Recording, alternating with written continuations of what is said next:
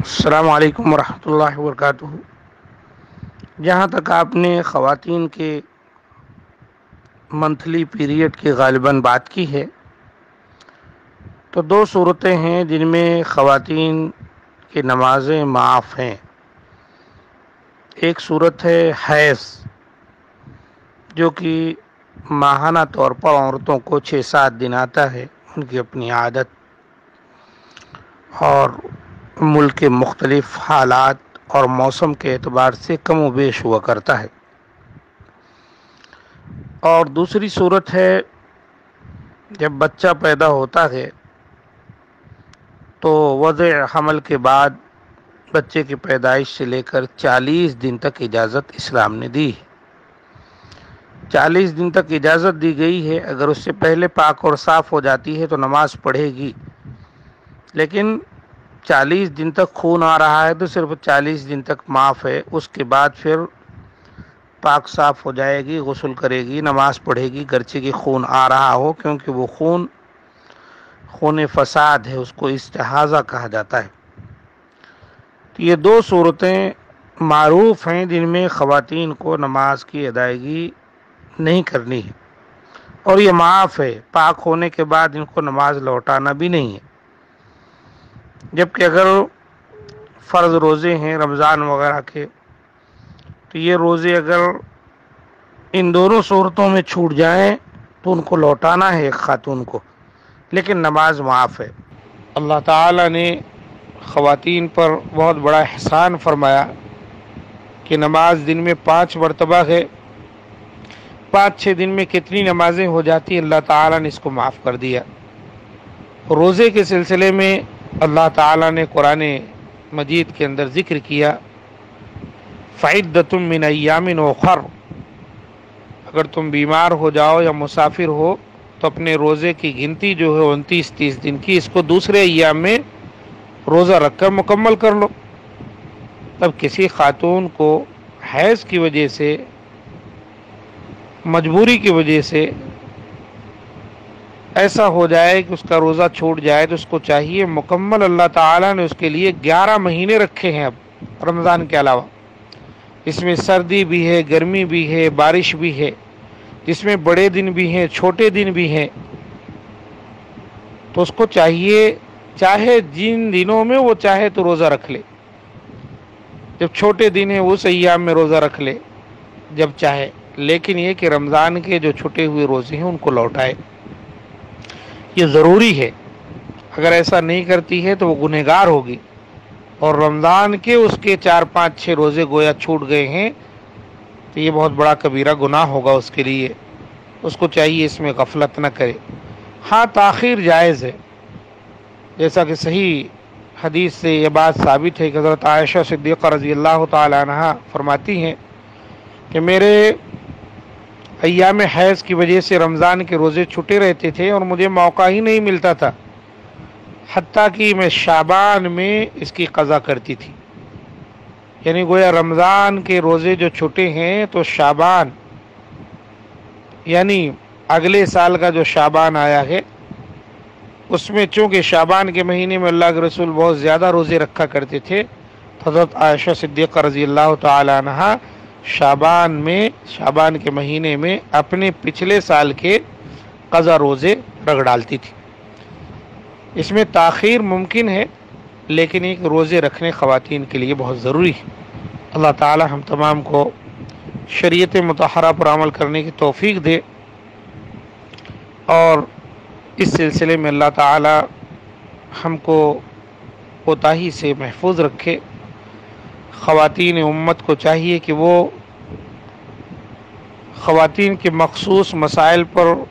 مبنی بہت ساری کتابیں ہیں، ان کا مطالعہ کریں اور مسائل کو سیکھیں، تاکہ اس قسم کی غلطی ان سے سرزد نہ ہونے پائے۔ تیسری شکل ہے جس کو استحاضہ کہا جاتا ہے۔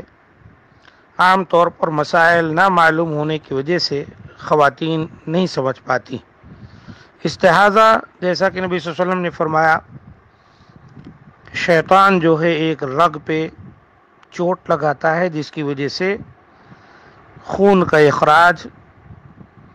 ہونے لگ جاتا ہے،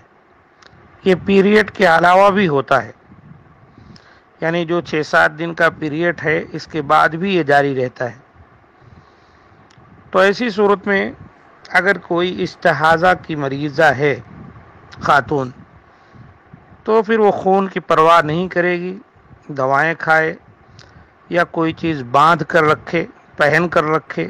آج کل ایسے کپڑے ملتے ہیں، ایسی چیزیں ملتی ہیں کہ کس کر باندھ لی جائیں تو خون اپنی جگہ پر رکا رہتا ہے۔ وضو کر لے، غسل کر لے، نماز پڑھے۔ اگر ایسی عورت کو کھڑے ہو کر رکوع وغیرہ کرنے میں سب کرنے سے خون کے اخراج کا خطرہ رہتا ہے تو وہ بیٹھ کر بھی نماز پڑھ سکتی ہے۔ ایسی عورت سے اس کا شوہر ہم بستری بھی کر سکتا ہے، گرچہ کہ خون نکل رہا ہے، کیونکہ یہ خون حیض کا، نفاس کا نہیں۔ البتہ اسلام کے اندر، شریعت کے اندر ایسی خواتین کو بہت سی سہولت دی گئی ہے۔ نبی صلی اللہ علیہ وسلم نے جو سہولت دی ہے وہ کچھ اس طرح ہے کہ اگر یہ چاہیں تو ایک غسل کر کے 2 نمازیں ایک ساتھ پڑھ لیں، جیسے ظہر کے وقت غسل کیے، ظہر بھی پڑھ لیے، عصر بھی پڑھ لیے، یا عصر کے قریب غسل کیے، ظہر اور عصر پڑھ لیے، مغرب کے وقت غسل کیے، مغرب عشاء ساتھ پڑھ لیے، یا عشاء کے قریب غسل کیے، مغرب اور عشاء دونوں پڑھ لیے، اور فجر کے لیے غسل کیے، پڑھ لیے۔ غسل ضروری نہیں ہے، چاہیں تو وضو کر کے ہی ایک وضو سے دونوں نمازیں ایک ساتھ، ایک وضو سے دونوں نمازیں ایک ساتھ اپنے اپنے وقت پر پڑھ لیں۔ تو ان کو اس طرح سے سہولت دی گئی ہے، اور یہ تمام باتیں جو آپ کے سامنے رکھی گئیں سب احادیث سے ثابت ہیں۔ انشاءاللہ کسی وقت میں آپ کے سامنے باتیں بھیج دوں گا۔ اللہ تعالی ہم تمام کے لیے آسانیاں فرمائے۔ جزاکم اللہ خیرہ۔ پہلا سوال جو آپ نے کیا کہ خواتین اگر پیریڈ سے ہو جائیں روزے کے دوران، یا جو استحاضہ ایک قسم کی بیماری ہے جس میں حیضی کی طرح خون آنے لگ جاتا ہے، تو اگر روزے کی حالت میں ہیں دن کے کسی حصے میں، تو کیا روزہ ٹوٹ جائے گا، روزہ لوٹانا پڑے گا، یا کنٹینیو روزہ رکھ سکتے ہیں؟ دیکھیں، یہ 2 مسئلہ ہے۔ پہلا مسئلہ یہ ہے کہ اگر کوئی خاتون روزے سے ہیں اور روزے کے حال میں ان کو حیض آ گیا، جو ان کا منتھلی پیریڈ ہوتا ہے، اگر وہ ہو گیا تو اسی وقت ان کا روزہ ختم ہو گیا،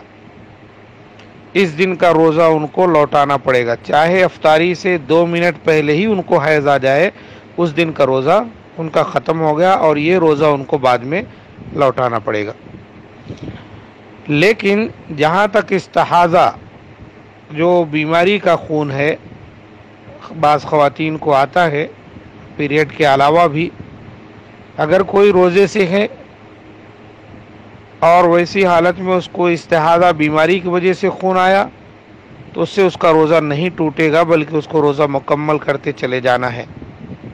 روزہ صرف حیض کے خون آنے سے ہی ٹوٹے گا، اور حیض کے خون کے آنے سے جتنے روزے چھوٹ جائیں گے ان کو بعد میں لوٹانا ہے۔ استحاضہ کی مریضہ جس کو بیماری کی وجہ سے خون آ رہا ہے، یہ اپنے روزے کو نہیں ختم سمجھے گی، یعنی وہ یہ نہیں سمجھے کہ اس کا روزہ ٹوٹ گیا، مطلب ظہر کے وقت اس کو خون آ گیا، وہ کنٹینیو روزہ نماز سب کرے گی۔ اللہ تعالیٰ نے جو روکا ہے وہ دراصل حیض کا خون ہے، نفاس کا خون ہے۔ ان ایام میں روکا گیا ہے کہ بیوی سے ہم بستری نہ کی جائے، اور ان ایام میں ایک عورت نماز نہیں پڑھے گی، اور ان ایام میں جو روزے چھوٹ جائیں گے ان کو بعد میں لوٹا لے، یا اگر لوٹانے کی طاقت نہیں ہے تو اس کا فدیہ دے۔ اور رہا آپ کا دوسرا مسئلہ کہ اکثر خواتین رمضان المبارک میں روزہ رکھتی ہیں اور کچھ ضرور ان کے روزے چھوٹ جاتے ہیں، چاہے چند روزے ہی ہوں، 2-4 روزے ہوں، یا کسی کے پورے مکمل 5-6 روزے چھوٹ جاتے ہیں، پھر یہ خواتین یہ روزہ لوٹاتی نہیں ہے، لا علمی کی وجہ سے یا وہ اس کو اہمیت نہیں دیتی، یہ تو بہت بڑا گناہ ہے، بلکہ گناہ کبیرہ ہے۔ اللہ تعالیٰ سے دعا ہے کہ مولا کریم ہم تمام کو جو حق بات ہے اس پر عمل کی توفیق دے، اور غلط باتوں سے، معصیت سے محفوظ رکھے، اور دین اسلام کو سیکھنے، سکھلانے، دوسروں تک پہنچانے کی توفیق دے، اور ہمارے نیک اعمال کو اللہ تعالیٰ قبول فرمائے۔ ربنا آتنا فی الدنیا حسنہ وفی الآخرۃ حسنہ وقنا عذاب النار۔ سبحان ربک رب العزۃ عما یصفون وسلام علی المرسلین والحمد للہ رب العالمین۔ السلام علیکم ورحمۃ اللہ وبرکاتہ۔